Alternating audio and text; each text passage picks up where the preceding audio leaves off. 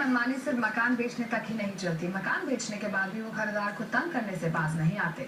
इस खास सीरीज में सीएनबीसी आवाज ने उन ग्राहकों की आवाज को बुलंद करने का जिम्मा उठाया है जो बिल्डर्स की मनमानी से परेशान है। हम आपको बता रहे हैं कि बिल्डर्स की इसी मनमानी से ग्राहक बहुत परेशान होते हैं और सपनों का आशियाना बन जाता है मुसीबत का मकान।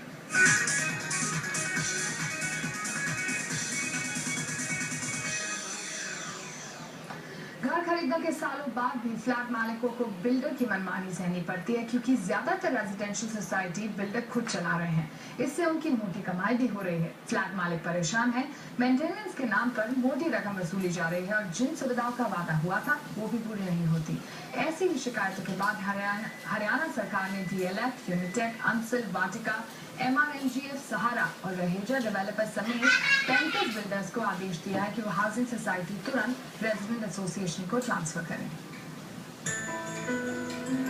सचिन गुप्ता ने करीब 7 साल पहले गुड़गांव में यूनिटेक के निर्वाण अपार्टमेंट में फ्लैट खरीदा। 3 साल बाद वो फ्लैट में रहने भी आ गए। वादा था बड़ी बड़ी लग्जरी सुविधाओं का, लेकिन बिल्डिंग में लिफ्ट से लेकर फायर सिस्टम तक आए दिन खराब हो जाते हैं।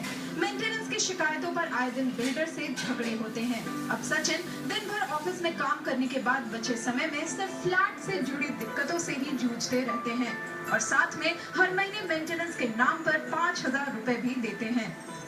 यूनिटेक कहता है उन 15 टावर में से खाली 6 टावर में उनके पास पोजेशन है या ऑक्यूपेशन सर्टिफिकेट है, बट उन्होंने पोजेशन 15 के 15 टावर में दे दिया। अब उस हिसाब से 9 टावर ऐसे हुए जिसमें ऑक्यूपेशन सर्टिफिकेट नहीं है यूनिटेक के पास।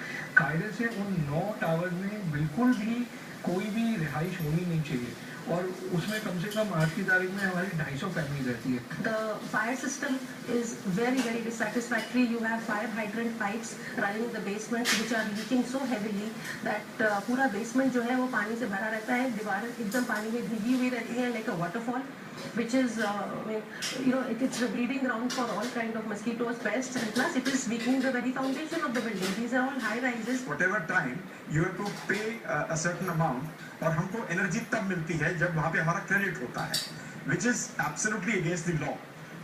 जो इलेक्ट्रिसिटी का लॉ है उसमें they can not charge us in advance for any services provided. अब उसमें अक्टूबर से इन्होंने एक और गेम खेली है कि जो मेंटेनेंस चार्जेस हैं वो भी उस एनर्जी मीटर के अंदर क्लब कर दिए हैं। यूनिटेक की ये शिकायतें तो सिर्फ एक वानगी है। देश की सबसे बड़ी रियल एस्टेट कंपनी डीएलएफ से लेकर बड़े बड़े दावे करने वाली अंसल, वाटिका, MRNGF, सहारा, रहेजा डेवलपर सभी के खिलाफ ऐसी शिकायतें हैं कि वो बिल्डिंग बनने के सालों बाद भी अपार्टमेंट के रखरखाव की जिम्मेदारी नहीं सौंप रहे हैं। बिल्डर्स अपनी किसी कंपनी को मेंटेनेंस की जिम्मेदारी देकर मोटी कमाई कर रहे हैं। डीएलएफ अपने हाई एंड लग्जरी प्रोजेक्ट में 50,000 रुपए तक महीना मेंटेनेंस फीस के रूप में वसूल रहा है, जबकि क्लब मेंबरशिप के लिए 5 लाख रुपए तक ले रहा है। कई जगह बिजली के लिए कमर्शियल रेट वसूले जा रहे हैं। डीएलएफ, यूनिटेक समेत दर्जनों प्रोजेक्ट में फ्लैट मालिक कॉमन एरिया फैसिलिटीज के ट्रांसफर के लिए सालों से वेट कर रहे हैं। मेंटेनेंस के नाम पे, इलेक्ट्रिसिटी के नाम पे और हजारों ऐसे हेड्स के नाम पे जो उनका कोई हक नहीं है करने का, उस पे भी तो अपना रेवेन्यू कमाते हैं। वो कैसे ये छोड़ सकते हैं? लॉज है, इम्प्लीमेंटेशन की बात है। अथॉरिटीज को, गवर्नमेंट अथॉरिटीज जिनको फॉर्म किया गया है टू प्रोटेक्ट द बायर्स, उनको खड़ा होना पड़ेगा। आजकल वो आज के दिन तो सोते हैं। कानून तो कहता है कि बिल्डर जल्दी से जल्दी हाउसिंग कॉम्प्लेक्स का मैनेजमेंट वहां रहने वालों को सौंप दे। हरियाणा के कानून के मुताबिक ऑक्यूपेशन सर्टिफिकेट मिलने के 90 दिन में ही ये काम पूरा होना चाहिए, लेकिन बिल्डर किसी न किसी बहाने टाल मटोल करते रहते हैं। खरीदारों का कहना है कि मेंटेनेंस उनके हाथ में आने से लागत भी कम होगी और साथ ही सर्विसेज की क्वालिटी भी बेहतर होगी। सरकार ने लोगों को हक तो दे दिया है, लेकिन उस पर अमल का इंतजाम पक्का नहीं है। अंजुल तोमर, दिल्ली।